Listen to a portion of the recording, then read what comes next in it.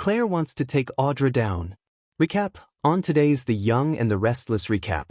Diane thinks Jack is delusional about Nikki's loyalty.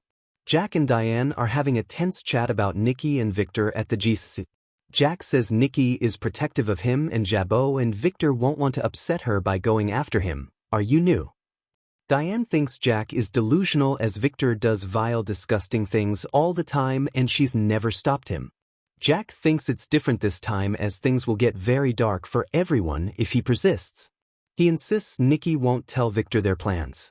Jack switches up and asks Diane about her promising news. She says it's about Kyle and just then Jack spots him walking in with Claire. Jack asks them to join but Kyle guides them away. He notes Claire's mood and hopes she isn't about to take their son's head off. Previous The Young and the Restless recap. Matt's plans for deadly destruction quickly unravel. Claire wants to destroy Audra on The Young and the Restless. Claire is furious about her violent encounter with Audra. She was slapped and then tried to strangle Audra. She says she always plays the victim in the presence of some man. Kyle notes this time it was Holden.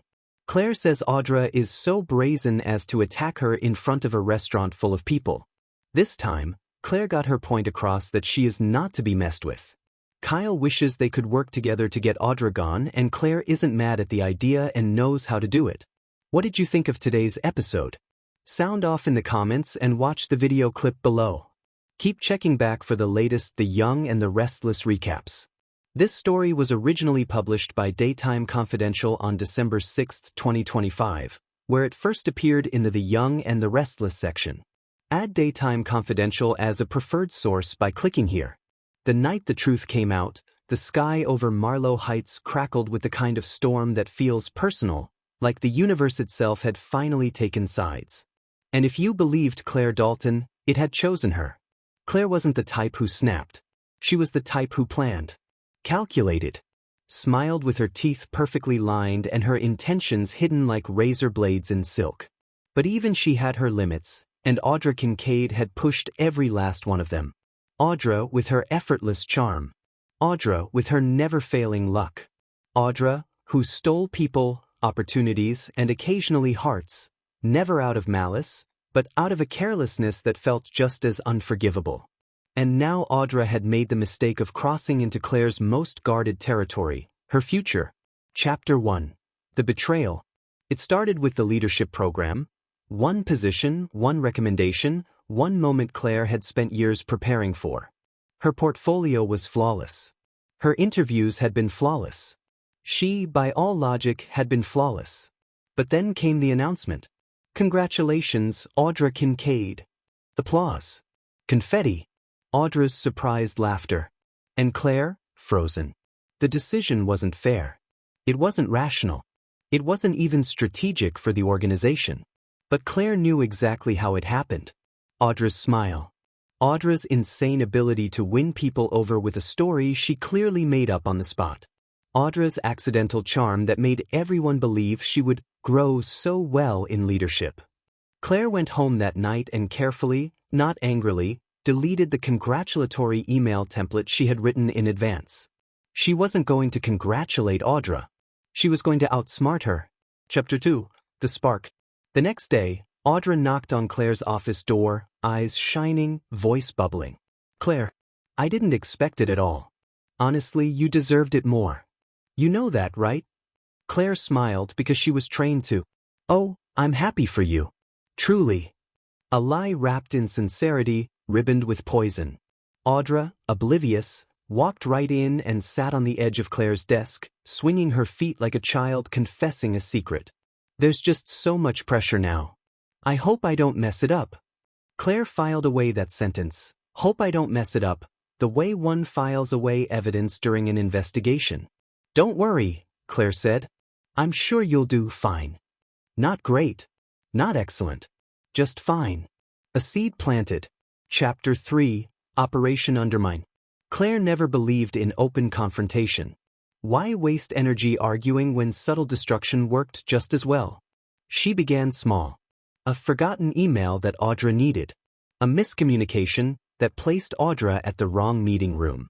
A friendly suggestion to the board that Audra might be overwhelmed.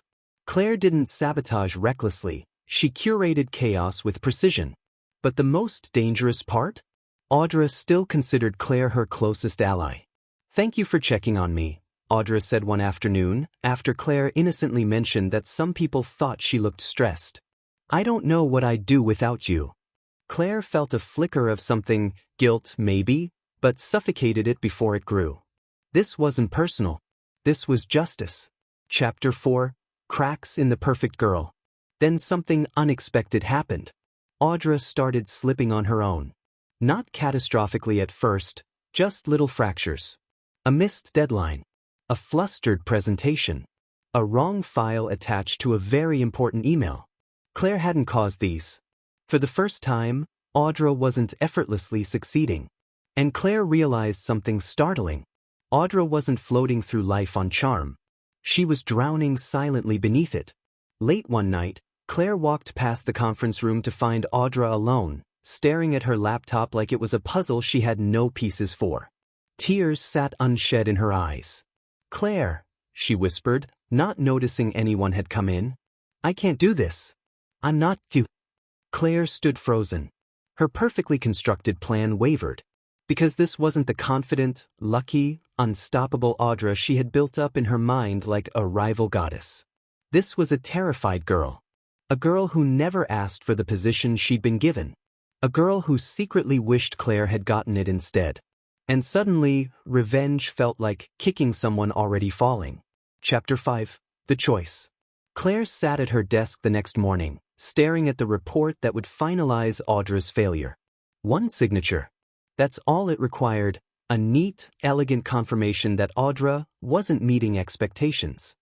She could end it. She could win. Her hand hovered over the pen. Then Audra knocked quietly, looking smaller than Claire had ever seen her. "Can we talk?" Claire set the pen down. "Of course." Audra twisted her fingers. "I know things aren't going well. And I know everyone thinks I'm underqualified." She swallowed hard. "But I want to be better. I want to learn. I want someone to guide me. Someone I trust." Claire's heart tightened. "Someone like you." It wasn't flattery. It wasn't manipulation. It was honest, painful sincerity.